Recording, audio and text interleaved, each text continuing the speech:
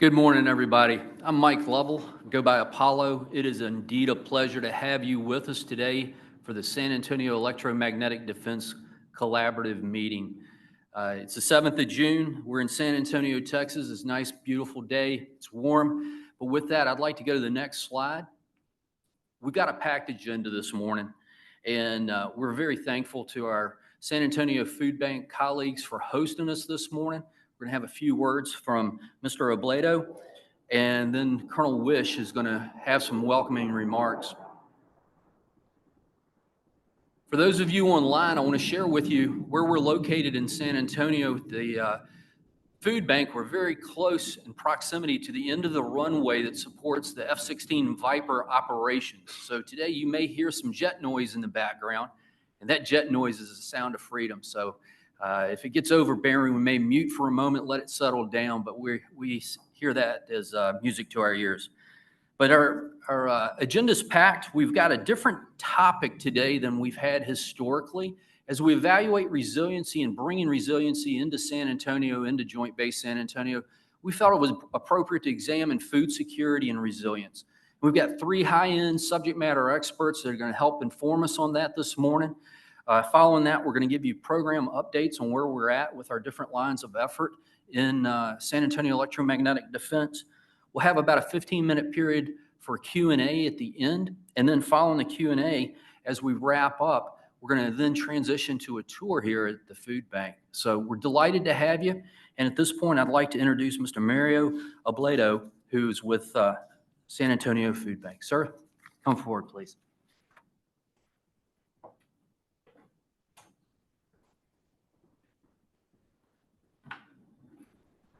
Well, thank you very much for that introduction, and good morning to everyone. My name is Mario Obledo, Jr., Chief of Government and Public Affairs here at the San Antonio Food Bank. And let me just first and foremost say, on behalf of Eric Cooper, our President and CEO, our board, our organization, just thank you for not only being here to have your meeting this morning, but also for all the community service and work that you do in our great community and region. When you think about the food bank, think about the country, the United States of America, and the safety net that's stretched across our country. So for food banks, we are part of Feeding America. The San Antonio Food Bank is a member organization. That's our national organization. There's nearly 200 food banks across the country. And in our great state of Texas, we are one of around 20 food banks. We are part of Feeding Texas, our state association. So all 254 counties are covered by a food bank service territory, and we cover 29 counties in Southwest Texas. Later on the tour, we'll be able to walk and talk, and I'll be able to explain to y'all about who we are, how we help, and how we serve, how we're working in those counties and townships, and specifically here in San Antonio and Bexar County. When you think of a bank, right, money deposited in and then dispensed out, food banks work in a similar fashion. Logistically speaking, we're a distribution center or a hub, right? So food, money, resources deposited in to the food bank, into our inventory and our warehouse, and then deposited out into the community and the region to help those that struggle to put food on the table. So food goes out to nonprofit organizations, anything from a boys and girls club, a soup kitchen, a shelter, a senior center. The majority of them are faith-based, located at a church known as a food pantry. Now, the resources that are coming in, we must thank large grocery retailers like H-E-B, right? Costco, Walmart, et cetera. Food producers, processors, wholesalers, and resellers, farmers and ranchers, and the community at large depositing food into our inventory, right? And we really couldn't do what we do without volunteers, without the community stepping up, without government. And so I want to acknowledge State Representative John Lujan for being here this morning. Representative, thank you for all the support you give at the state ledge and to your district and your constituents. I was just up in Washington, D.C. with Feeding America, advocating for the Farm Bill. And Representative Lujan, you helped work with the Bexar delegation to send a letter off to our federal friends on the Hill to encourage them to pass a strong farm bill. So thank you for your leadership. You know, times are tough. We all know what we've gone through in the last few years. If you think about pre-pandemic, our numbers were around 58,000. That means we were assisting nearly 58,000 individuals in any given week in terms of emergency food assistance. And during the height of the pandemic, that number jumped up to about 120,000 individuals. In the last year, a little over a year and a half, right around that area, the number was coming down to about 90,000 that we were assisting, but it's gone back up to about 105 to 107,000. And that has happened because of everything that we've seen across the world and in our country, and just with respect to the economy, right? And food prices, gas prices, rent prices, et cetera. Everything's going up, and families are having a hard time to making ends meet. And so here at the food bank, later on, you'll be able to see and hear about how we're helping families, not only with just food, but also other programs and services and resources like helping folks find a job, right? Helping them get back up and on their feet. You know, folks nowadays, they might stumble due to circumstances beyond their control, but it's our mission and our job to help them with support services and help them get back up on their feet and provide them hope. So fighting hunger and feeding hope is our motto. You'll hear more about that and see that later on. But just thank you again for being here. And when you think about Military USA, you think about those jets that are flying over us. We couldn't do what we do without our military and our VA hospital here. And we've been partnering with them on distributions to help veterans and their families. And it's critical because so many veterans and their families are located here in our region, and they've given and sacrificed for us all these years. And it's our responsibility to give and sacrifice for them. So again, thank you very much. Hope you enjoy your meeting today, and then look forward to the tour afterwards. Thank you.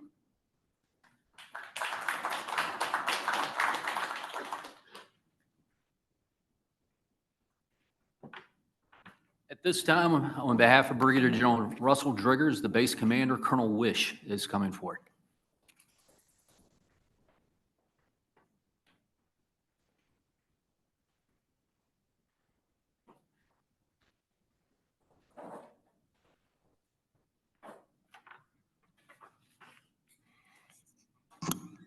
All right, got to adjust the mic up a little bit. Okay, everybody. First of all, on behalf of the 502nd Air Base Wing and Brigadier General Driggers, as Mr. Lovell has mentioned, thank you. We appreciate you being here today and joining us. And also thank you to Mr. Robledo for the use of this facility and for hosting us today. You know, we really appreciate the partnership with Joint Base San Antonio and the San Antonio Food Bank. And let me just tell you a quick story. Back before I met my wife, 25 years ago, she was a newly divorced single mom with a 1-year-old and a 3-year-old. And it was a food bank that got her through some hard times. She had the choice between having a roof over the kids' head or feeding them, and the food bank allowed her to do both. Wasn't in San Antonio, but that's the kind of work that these organizations do, is they truly help people when they hit a rough patch and they're in need. So thank you. Also, thank you to all the volunteers and the 100+ organizations that make up this team of teams that we're really representing here today. This is my first San Antonio EMD event. I'm really looking forward to it. We got 3 fantastic experts. I've looked through the slides. I'm really interested in hearing what they say today. So we're delighted to have those in the audience with us today.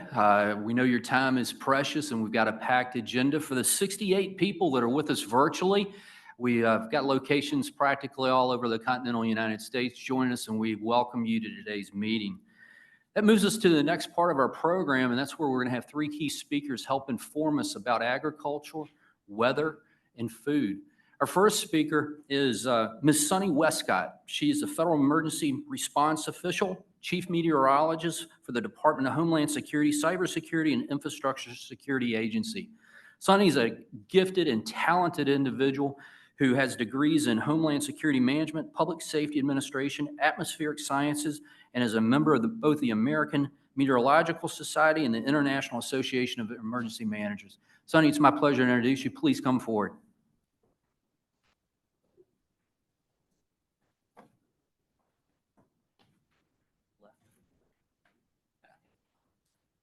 Left for you.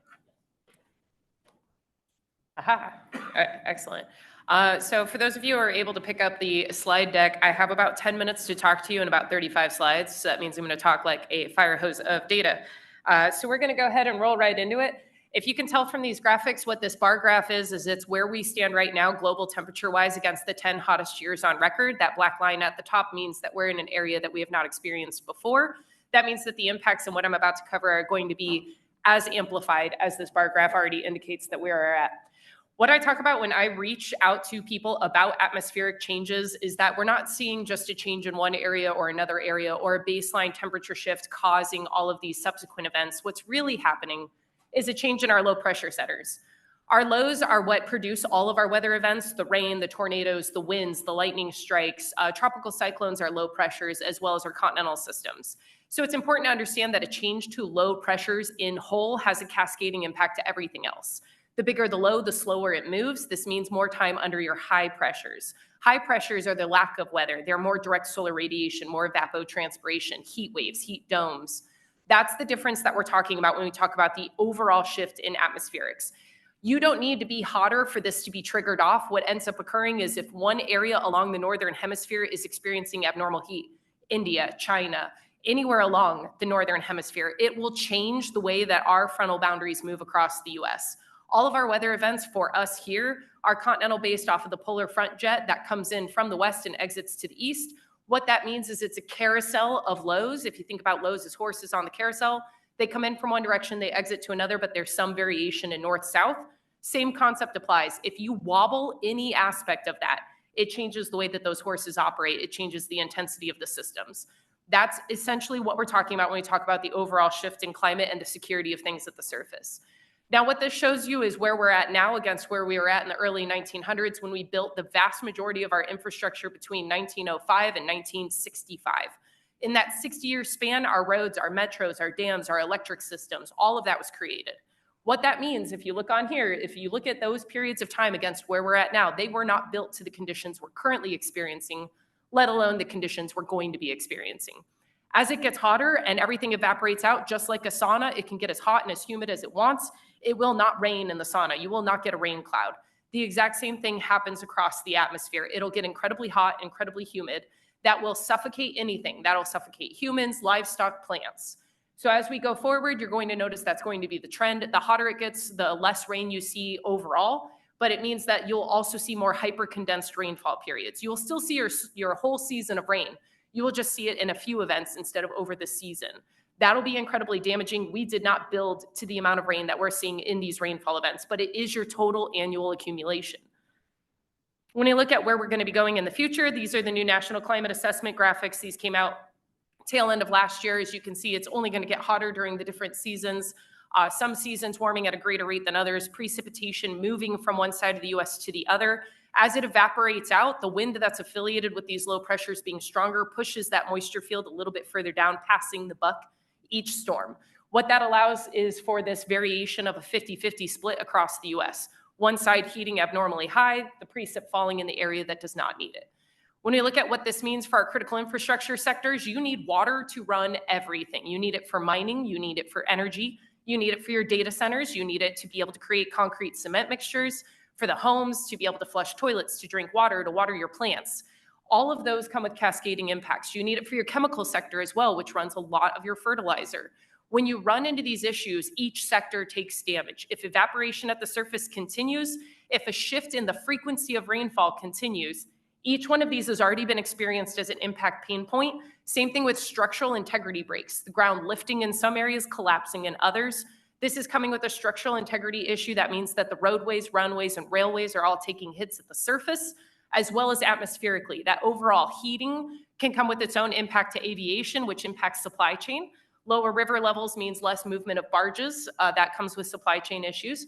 Roadways and railways taking damage means less freight movements as well. So you're going to see this being a cascading impact, not just to the actual viability of the plants, but being able to move those resources, being able to sustain them, being able to keep them refrigerated.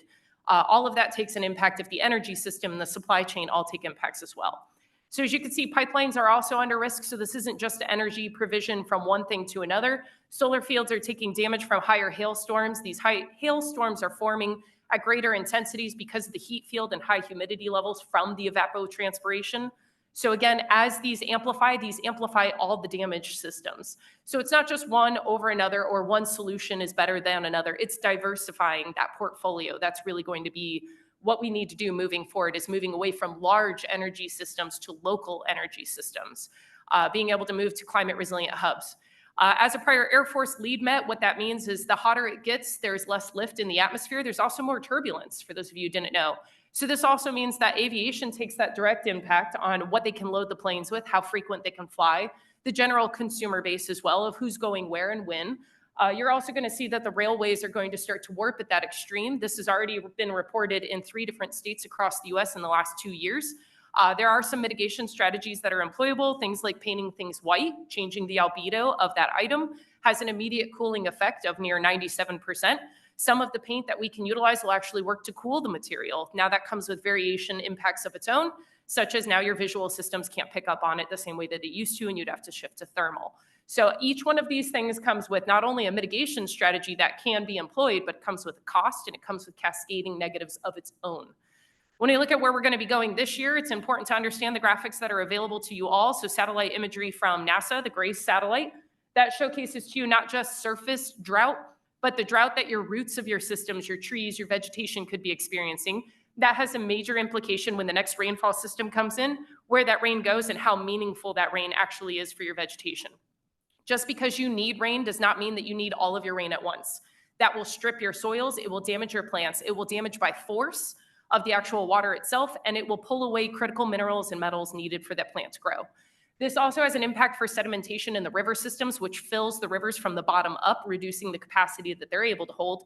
That means the next flood event that comes in is more likely to overtop your area. You're going to notice a lot more dam breaches and breaks as well, which is also covered in the handouts that you have due to the material breaks and the force of that water. Wildfire activity is going to go up globally, but it's especially going up in the US. Texas knows this very well this year, but New Mexico knew this a couple of years ago. California knew this. Ohio knows this. The entire northern US is being exposed to Canada's wildfires right now. It does not even need to be a fire in your state for it to have impacts to your vegetation. Smoke will suffocate the plants. It will change the way they grow. It will also change the quality of the fruits and vegetables that come off of it. Smoke carries with it arsenic and mercury levels that are unsustainable for groundwater systems. As it deposits and you get that next major rain system, it'll scoop all of that and put it into your well water. That's not sustainable going forward, and our filtration systems are starting to suffer because of that. When you look at what this means, again, across the nation, you'll notice that when we talked about abnormal heating this year already, we're not talking about Texas. We're talking about the Midwest and the Great Lakes region. Again, it does not need to be your area that is the hottest for it to cause triggering effects downstream. So it's not just us. It's India with New Delhi. It's China across their major manufacturing basin. It's Russia with the floodwaters that they're experiencing. Brazil with the floodwaters that they're experiencing. Kenya. All of these different countries reporting the exact same problem set, which you can see on this graphic. Every continent reporting abnormal temperatures, abnormal precipitation, stronger tropical cyclones, greater wind fields because of that temperature variance that we're seeing. These deeper low pressures come with cascading impacts across all sectors. But being able to plan for that and being able to look at what that means for the summer, higher heat content across the vast majority of the US. Precipitation in areas that do not need greater precipitation rates right now, but the rain is not falling at the rates and the frequency that we need in the areas being hit the hardest by the heat, which is why the heat is so damaging. So again, all of these are provided in your handouts. I know I'm going to go through it really quickly. We have about a minute and a half left.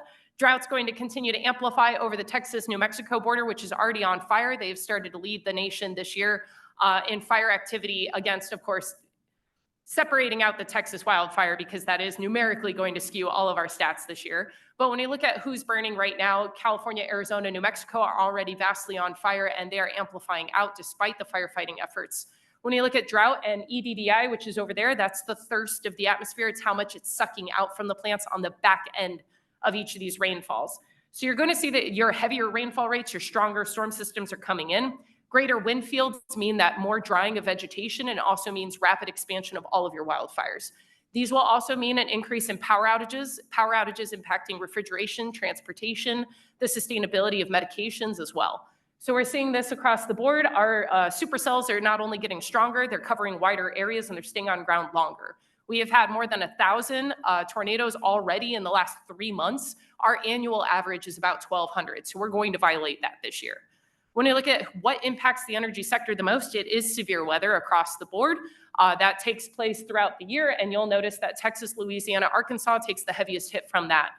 When I look at some of the subsidence issues, I want to make sure I touch on this last as I close up. I'm going to just click through the rest of the slides, but you guys have all the rest of them. This was more important to give that baseline of understanding. When you change where your groundwater is, you change the structural integrity of your entire region. So it's important because you guys have the Edwards Aquifer here. And when you start to overpull from an aquifer, which you often do because we do not have it mapped out how much is in there, you overpull, you put some back, but you're still overpulling. That leads to an inevitable collapse of the ground, which, if you did not know, has a direct correlation to seismic activity. Looking at Turkey is a really good example of this. They overpulled an aquifer, completely collapsed it for an olive orchard, and that yielded a massive chasm opening up. That entire area is no longer viable to live in because of that. Afghanistan, Iraq, Syria have also done the same thing. We have fissures opening up across the US because of this exact issue. Arizona, Utah, Colorado, Texas, as well as Mississippi and Tennessee, overpulling their aquifers. It's yielding a structural ground collapse that is at a rate that is unabated. So with that, I do have to unfortunately conclude, but there is a lot of data for the rest of you. So I'm just going to click through as we shift over to our next presenter so that you're able to see what's available to all of you from the slide deck.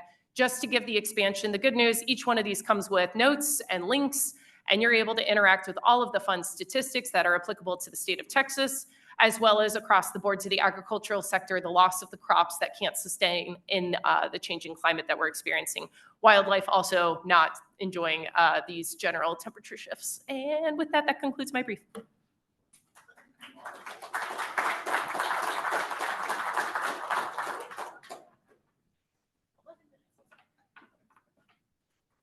Wow, it was an understatement when I opened by saying we have a lot packed in today's agenda.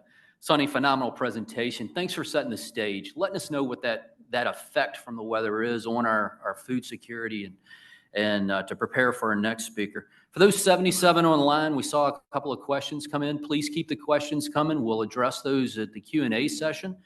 But I'm delighted to introduce our next speaker, Mr. Andrew Scott with Altuda Energy Corporation. Mr. Scott managed and conducted geological research and exploration programs for private, governmental, and academic entities throughout his career. He received awards at numerous different levels and served as both distinguished lecturers and keynote speakers at multiple events. He's worked at the Bureau of Economic Geology at UT Austin, where he served as program director for domestic energy research, and it is indeed my pleasure to present Mr. Andrew Scott.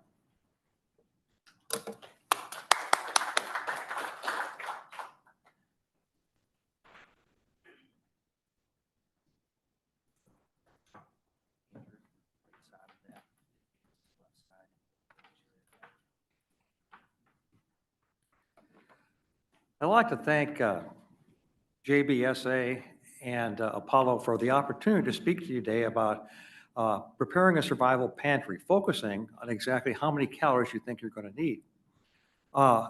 Why do you have a geologist talking to you about food? First, I've been around food my entire life. I have a lot of experience with it. But more importantly, I found there's quite a bit of questionable information and dubious claims about the number of calories that a person needs each day for survival. So my objectives here today are to go back and give you the information so you can calculate how many calories you need, how many pounds of food you need for you and your family in a survival pantry. But first, I want to go back and put this in perspective. So I want to compare the San Antonio of old with San Antonio of today. What we found is that San Antonio is unique where they have 5 missions, the highest concentration of missions in North America. There were 5 missions along the 15 miles of San Antonio River. And this Spanish crown gave each one so many acres of land to go back and grow crops. The first thing that Mission Valero did when it arrived was to go back and create acequias, which are earthen-lined ditches with water, to redirect the flow of the river so they could irrigate their crops. Altogether, they were able to irrigate about 3,500 acres after they put in 50 miles of acequias and 8 dams, which is quite a bit. And they grew everything from corn to sweet potatoes to beans to anything you can imagine. The Spanish Crown also allocated quite a bit of land to form rancheros to support the missions. These rancheros would have cattle, oxen, horses, sheep, and goat, and they would barter back and forth with the missions to go back and support each other. So the commerce supply chains of the day actually were able to support about 2,000 people altogether. At the same time, they also had outside influences, especially the Comanches and Apache Indians, who would go back and attack their food supply and their water supply, disrupt their commerce and their supply chains, therefore making their life much more tenuous. Now, if we fast forward to today, we've had tremendous advances in technology, especially electricity, and the source of power to create that electricity. And right now we have 2.1 million people living in Bexar County alone. But with these advances of technology, there comes an inherent fragility of the system, where the complexities and the interconnectedness of our critical infrastructure has a big impact on security. That's why we keep talking about resiliency, recovery, and redundancy. And you don't hear about it much in the news, but today there are outside entities who probe and attack our critical infrastructure all the time. So it's something we have to take very seriously. So how many calories are in a pound of food? As it turns out, there's quite a few. There's quite a big range. Lettuce has 44 calories per pound, and a bar of milk chocolate has 2,400, which means you'll have to eat about 38 pounds of lettuce to make up for one candy bar, which is not really a good idea. So the actual reality of how many calories there are in a pound of food is someplace between these two extremes. What I did is to go back and look at all the freeze-dried food packets, assuming that they would represent a normal meal. And after looking at over 200 different freeze-dried food items from 13 different vendors, I came back and figured out that there's about 524 calories per pound of food. In your calculations, what I do is round down to 500. So if you tell me you need 4,000 calories of food a day, I say, well, that's 28,000 calories of food per week. And you say, okay. And then I say, well, that's equivalent to 56 pounds of food.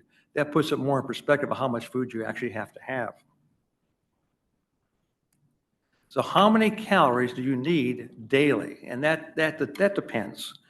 It depends on your sex, because males tend to have a greater muscle mass than females, which means they need more calories. As you get older, you require less calories. And it also depends on your daily activity level. Obviously, as somebody training for a triathlon is going to use more calories than somebody being a couch potato.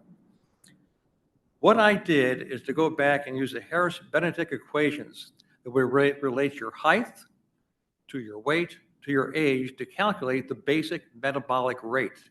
And the BMR is the minimum amount of energy your body needs daily for pumping blood, breathing, digesting, repairing itself, and thinking. Your brain uses quite a bit of glucose each day to go back and produce energy. So by multiplying the BMR ratio by a fixed number representing activity level, you get the total daily energy requirements, or TDEE, and that's the number. That's how many calories you need a day to survive and go forward. We're going to talk about actual and ideal body weight. There's some very good correlations in these graphs between your height and your body weight. You have the body mass index and different equations to go back and show this correlation. What I did is take the average height of an American male at 5'9" and figured out his ideal body weight is 150 pounds. And for a female at 5'4", her ideal weight's about 120 pounds. Of course, Americans are overweight.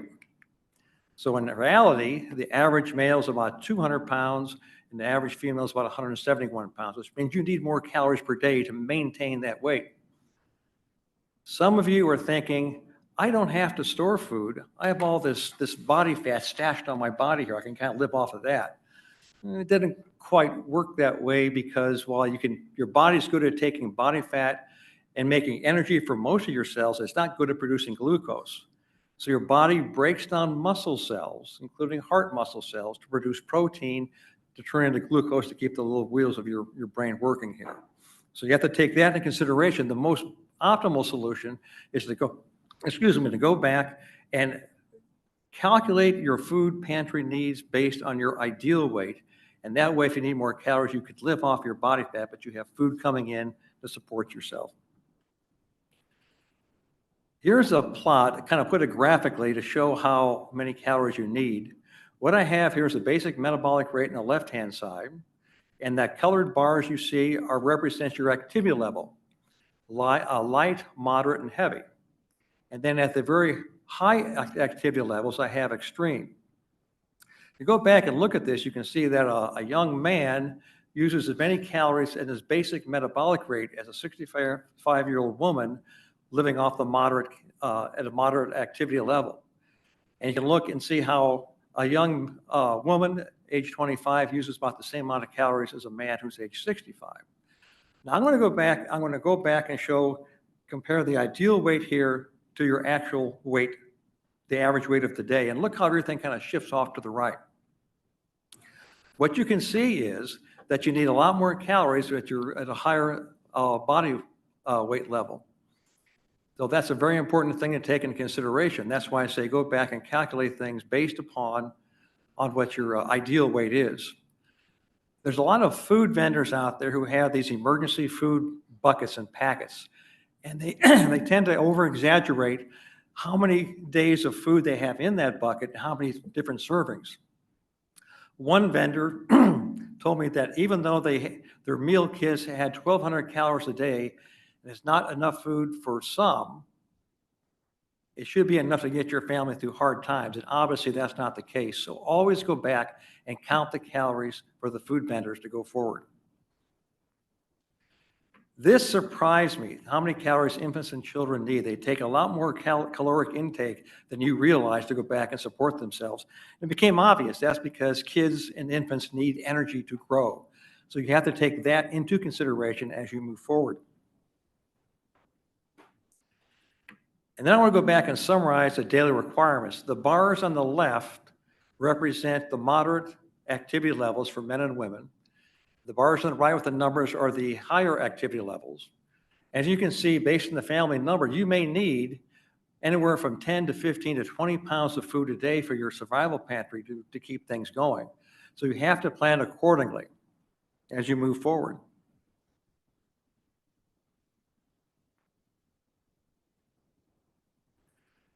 Why don't people have a survival pantry? The reason is mostly denial. There are many reasons why they don't go back and take care of what they're doing. They have a normalcy bias. Things have always been this way. It's really good. They have a diffusion of responsibility. Somebody else is preparing for me. They talk about social proof. Other people know more than I do. Then they have peer pressure. Nobody wants to look like an idiot. And finally, they are too busy. Just simply too busy because they're overwhelmed with daily life. Louis Zamperini came up and said, you only have one life. You should never be too busy to save it. Nobody's asking you to prepare for an end of the world event or going back in time 300 years, but you have to go back and get some kind of food to prepare yourself because we really are all in this together. Prepare yourself for a few days or a few weeks worth of food. Storing extra food and water buys precious time to secure societal resilience and cohesion so that our government officials, emergency responders, and military personnel can focus on their recovery efforts. If they have to be delivering you food, they can't be out there helping somebody who really needs help. So that's why I'm saying prepare again. There's been 3 different events in Texas: Hurricane Harvey, COVID, and Winter Storm Uri, which impacted millions of people. So I leave you with a question. What type of event, what size of event has to take place before you decide to prepare a survival pantry for you and your family? What has to happen to motivate you? And I want you to think about that. Thank you.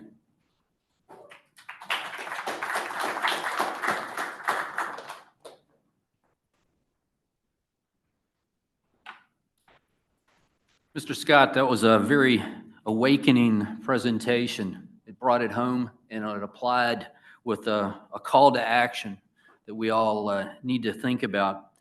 It leads us to our third speaker. And I note that we're up to now 85 online participants. So again, please keep those questions coming in the text section.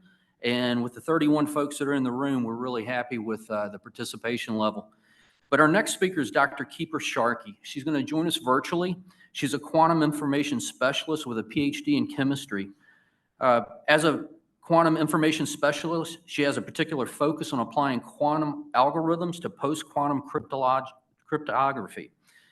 She's been named 40 under 40 for Cybersecurity 2023 by Capital Tech University's prestigious Top Cyber News magazine. And she's been named 40 under 40 for Women in Cyber 2024 Cyber Express Cyber.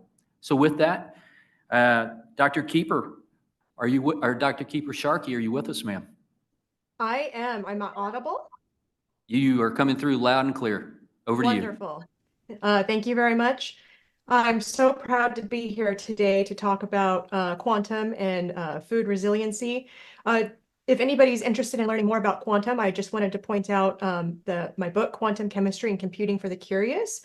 It explains quantum computing from a chemical perspective. And on a personal note, I just wanted to say that, you know, Andrew's last point of what does it take to focus on food resiliency, you know, for your personal life. Recently, our little town, I live in Western Montana, we had a fire and it burned down 3 businesses and we lost our grocery store. And so food security and resiliency right now is a hot topic for my community, and we're in the early stages of rebuilding. Okay, next slide, please. So today I'm going to focus on quantum sensing for P&T applications in agriculture. And then also go into quantum computing and data processing. And then I'm not going to go too much into China's use of AI and robotics, but I am going to briefly mention the 36 stratagems and how these 36 stratagems of ancient Chinese asymmetric warfare might apply to what we could be seeing around the country. And with that, next slide, please. All right, so current agricultural systems can rely on GPS systems, and a lot of this comes down to communication networks. And right now, we could be using drones to monitor agricultural farms, and we could also be using this to track, you know, cattle. There's various scenarios on how agricultural applications are using P&T networks. But from a cybersecurity perspective, GPS has some fail points. In other words, our adversaries are spoofing and jamming our GPS systems. And so we really want to move towards a fully autonomous network that is self-healing if there is an attack on that. And where can we really be taking the senses, the sensing, these quantum sensors, right? So oftentimes a farm is going to be looking at the soil content using, you know, chemical sensors, the moisture content, and all of the things that, you know, Sunny was mentioning in her talk about, you know, what is going to be happening, you know, with temperatures rising. What does our farmland look like? We're supposed to really take this into consideration moving forward. So through this kind of information system, there's a lot of ones and zeros that are happening, right? And so these networks, we're going to have to understand how we can utilize quantum sensing and quantum computing in conjunction with one another. I am a member of the Quantum Economic Development Consortium, and a couple of weeks ago, funded by the Department of Transportation, we did a workshop on P&T applications, and we were looking at using quantum sensing as a terrestrial network in water, in waterways, in the ocean, or maybe it would be subterranean water systems, and really understand how we can use these very precise sensors to have these kinds of quantum networks on a large scale application. Next slide, please. So again, the cybersecurity issue is really important to highlight here because we want to become resilient, and we really want to know exactly where our combines are. We don't want to think that they're somewhere in a farm, but they're actually on somebody else's property, maybe because, you know, somebody was able to confuse our network with spoofing and jamming. And it's also really important for understanding events, the timing of events. So if you have a chemical sensor and you want to know that there's a change in the soil content, you're going to want to know an exact timing on that. So this is not just about navigation and moving robotics. This is also about understanding the timing of how agricultural applications really unfold in real life scenarios. So there has been talk about using encrypted GPS systems, but that's only a DoD application right now and is not available in agricultural systems. So I'm not going to touch too much into that. But you know, this is something we need to be thinking about as well. How are we encrypting all of the data so that our adversaries also don't completely understand how we're operating our food resiliency program? Next slide, please. So on this chart here, I have sensor technologies, and in yellow are the sensor technologies that are currently have a quantum analog of that sensor. And these sensors are going to be utilized in a more accurate fashion moving forward. So in other words, it's going to be easier for us to understand more precise locations and timing. I'd also like to mention that some of these sensors may or may not be good for understanding the timing of when fires start and potentially the composition of the smoke.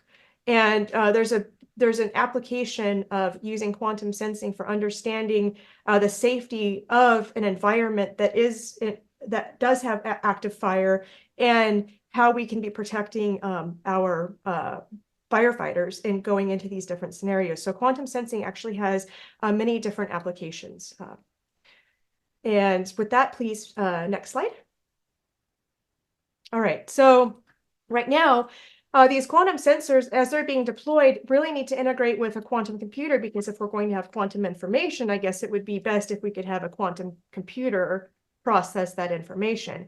And right now we have the idea of a qubit, which is essentially using the idea of ones and zeros in superposition with one another. And so you get this quantum parallelism, as we call it.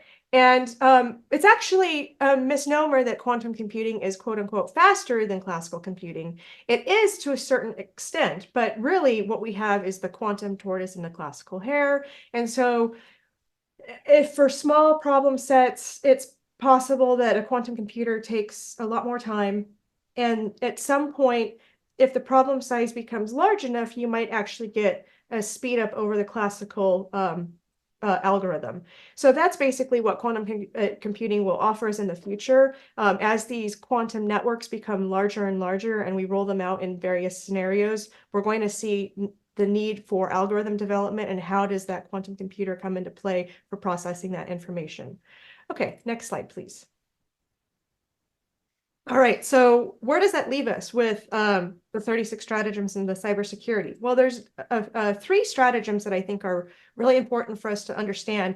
The first one is watch the fires burning from across the river. And so basically you delay entering into the battlefield, the quote unquote battlefield, until the parties become exhausted from fighting amongst one another. And you can really think about this if we have major wildfires happening and we are fighting these fires and our resources are going to this effort. What happens if we have also a cybersecurity attack at the same time, and it's taking down businesses, critical infrastructure, and in the wake of these wildfires? It's a really important stratagem to understand, and it does affect many of our critical infrastructures across millions of acres if we have these really massive wildfires. So we have to understand how we are using these quantum networks to fortify our resilient communication networks during these events. Another one is remove the firewood from under the pot. And as a group, through the InfraGard, we've been really discussing what that means. And if we remove the firewood from under the pot, we're essentially saying that we don't have the ability to cook our food, right? More or less. And so if we take away our agricultural system here and we're outsourcing and we're relying on other nations to supply our food, then we're basically removing the firewood from under our pot. And we need to understand that stockpiling does become increasingly more important, that we need to be resilient and self-healing ourselves. We need to be able to have the food available to us and from the United States. And that leads us to another stratagem that we need to be thinking about, which is raise a corpse from the dead. And raise a corpse from the dead is another way of saying something from nothing.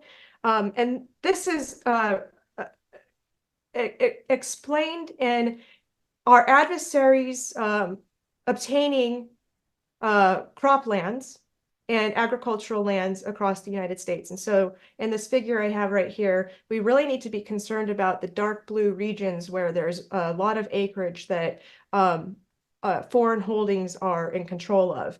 And this also happens to be emerging near and around military bases. So we need to understand what are the uses of these agricultural lands now through the foreign holdings, what is their intent, and how could that impact negatively, possibly, our communities and how these lands are being used.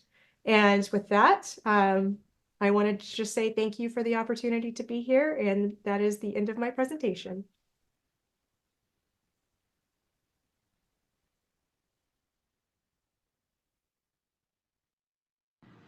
Dr. Sharkey, what a phenomenal presentation. For the 85 people that are on line, I can only imagine what the questions look like that are coming in now. If you're not familiar with the 36 stratagems, I'd ask Dr.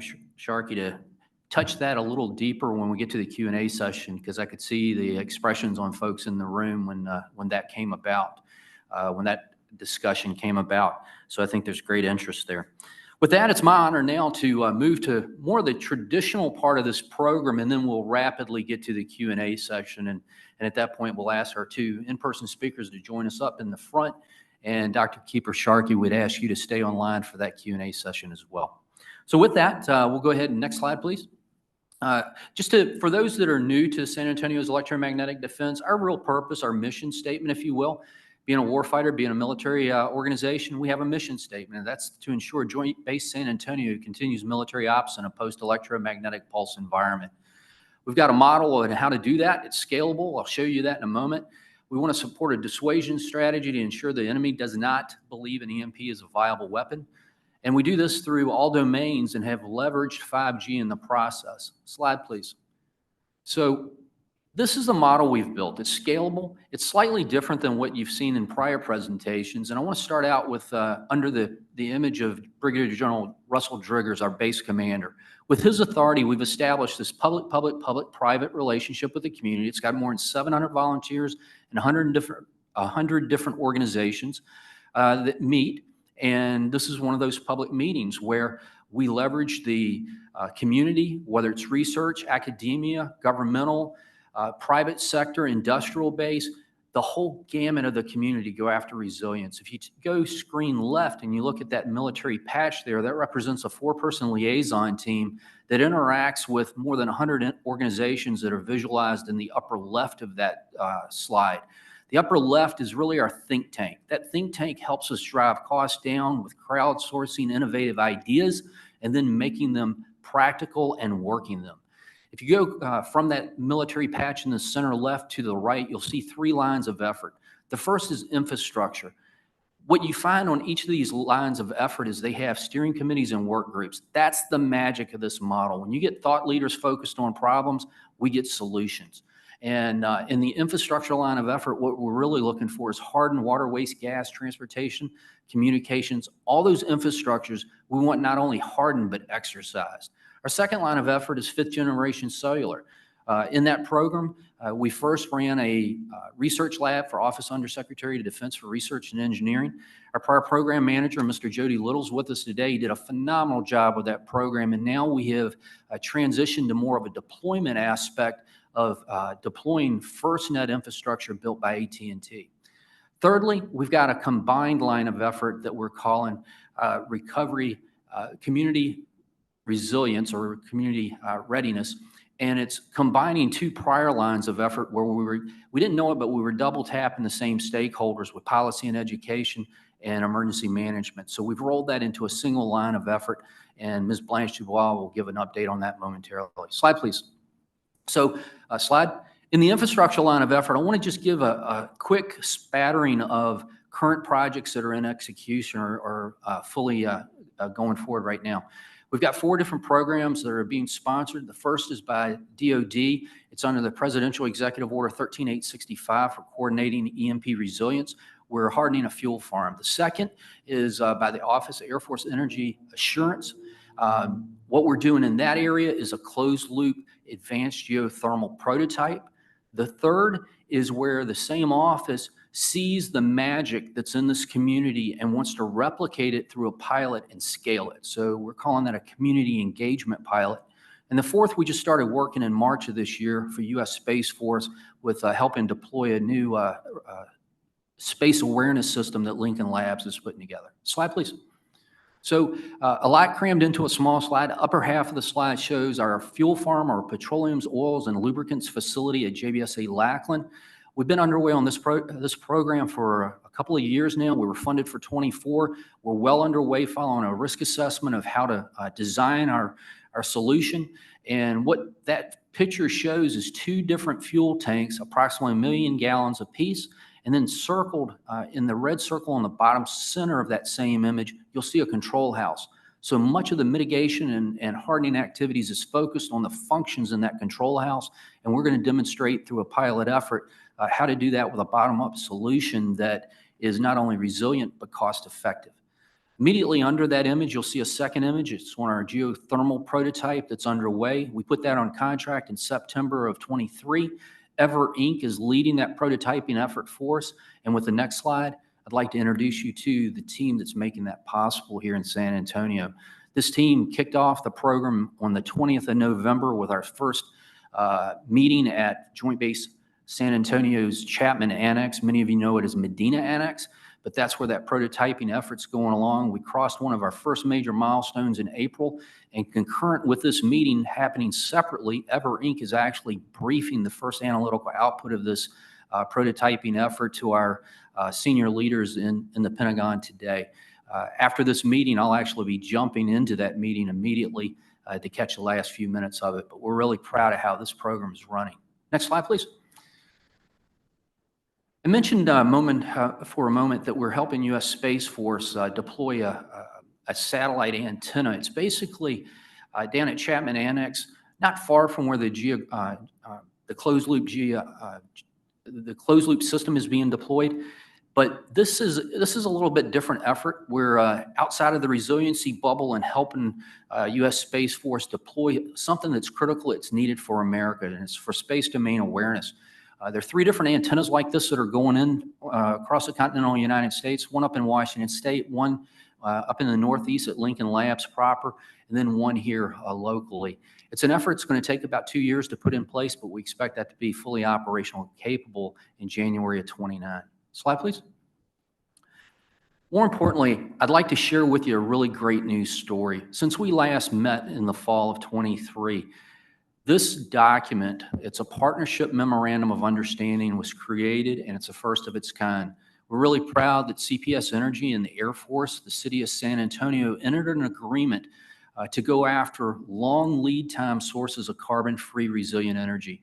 It's really in support of the city of San Antonio's pledge to be carbon-free by 2050, but we're going beyond technologies like solar and wind that are less reliable than other sources of energy that we really need for military capabilities.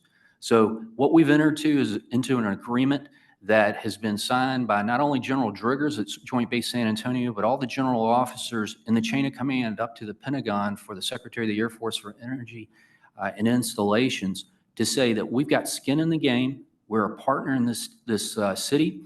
We're going after carbon-free and doing it, but we're going after resilient energy. And you may say, what does that mean? It could be hydrogen, the geothermal that we've got underway, and there are other sources of advanced technologies that are coming online that we're getting ready for. So I'm really proud of this agreement. But more than anything, what it does is it telegraphs to our decision makers in the Pentagon that this is the town to deploy those new technologies in. We're ready for it. We come together and team well, and we make it happen. We're proving it in prototypes every day. And this document speaks magnificent volumes about the creativity of this team. With that, I'd like to turn it over now, slide please, to Ms. Breeza Horace, who's going to bring you up to date with where we're at on our 5G deployment through FirstNet.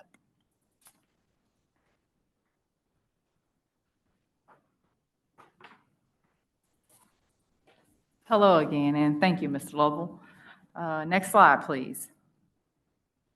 So this FirstNet project, it does fall under our line of effort 2.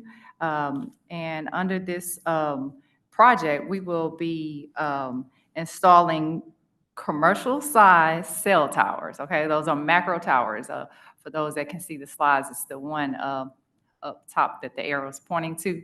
Those are going to be located throughout Joint Base San Antonio. We're going to have a total of 5, and they're going to range between 140 feet to 180 feet tall, and it takes about 800 to 1,000 square feet of area to build those. We're also going to be installing 14 centralized radio access networks known as CRANs over 4 of our installations. And they're like the size of a street lamp, ranging in height between 40 and 60 feet tall. And there's only a minimal area needed for those. So I just wanted to, show the difference between those. And there's going to be a massive amount of fiber that will be used during this project. Next slide, please. Okay, this right here is our timeline. It shows basically where we are today. The green part of it shows all the things that we have accomplished with AT&T, because that is who this is being built by. And the red circle on the timeline shows where we are to date, and it shows analysis and coordinations that are currently taking place. So our goal is to provide cellular connectivity eventually with 19 antennas on JBSA land, and having these antennas fully operational by October 2025. So a lot of work to be done. So at this time, I want to invite Ms. Blanche Dudois up for our next line of effort. Thank you.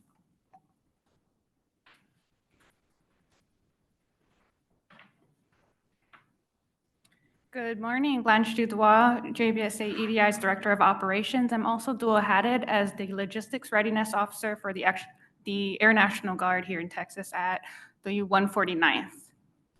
So moving into our layout, what Apollo had mentioned where we combined lines of effort number 3 and 4. Number 3 was primarily focused on policy and education, which we referred to as DEMSO, or Domestic Electromagnetic Spectrum Operations.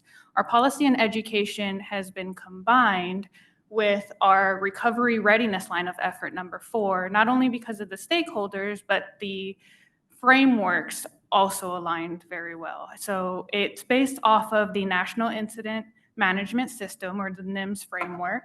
And during June of 2022, the DEMSO rolled out a resiliency guide that was published, identified 15 recommendations on the left-hand side of the screen.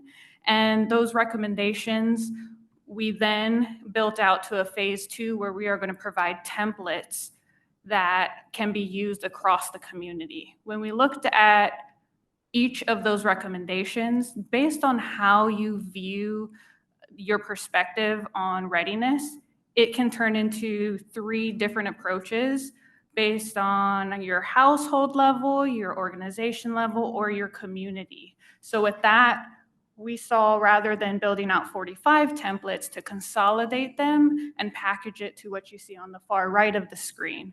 And the goal is to produce that in segmented interim releases, so that rather than having a 2-year time frame to publish a document, we would have a few months in between each portion. And we're primarily focused right now during the planning phase from each level of preparedness. One of those recommendations tie directly into communications plans.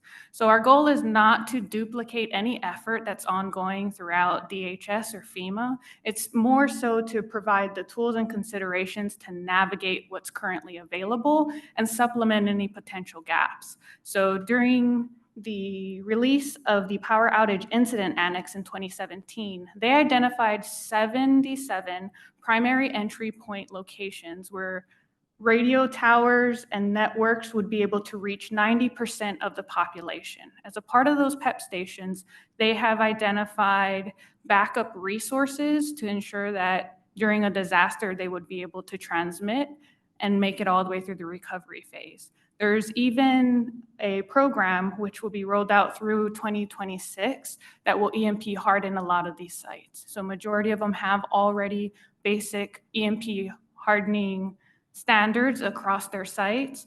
And what recently became available on the far right of the slide is a breakout of each of those stations.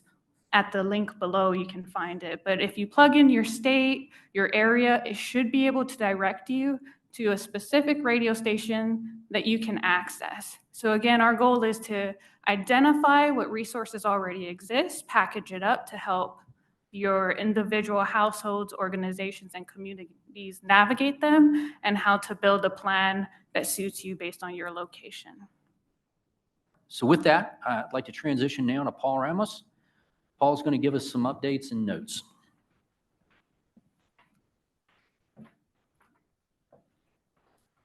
Good morning. The next SAEMD meeting scheduled for 6 December. If you would like to host the public meeting, please contact us, or to be added to the future SAEMD invitations and mailings. The email is listed, and please indicate which line of effort you are most interested in either the infrastructure, 5th generation cellular, or community readiness. At the SAEMD slide deck, video link, and Q&A notes will be emailed to you. Thank you.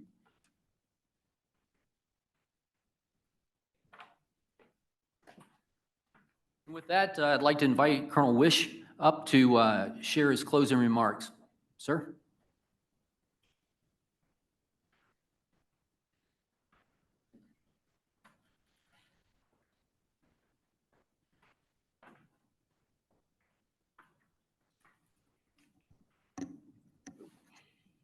Wow, what a great 90 minutes. I learned a lot, and I really enjoyed the presentations.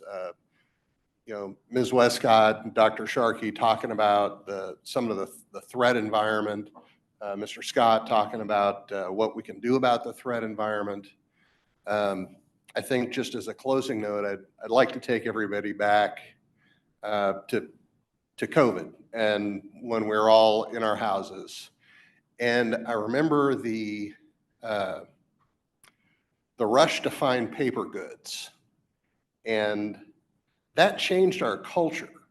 To this day, my wife has, a month's supply of paper goods in a closet, and we FIFO, but there's always that, when we use one big Costco thing of paper goods, and then we'll swap it out and there's another one underneath it. And it changed our culture in our family, and probably a lot of families are do the same thing.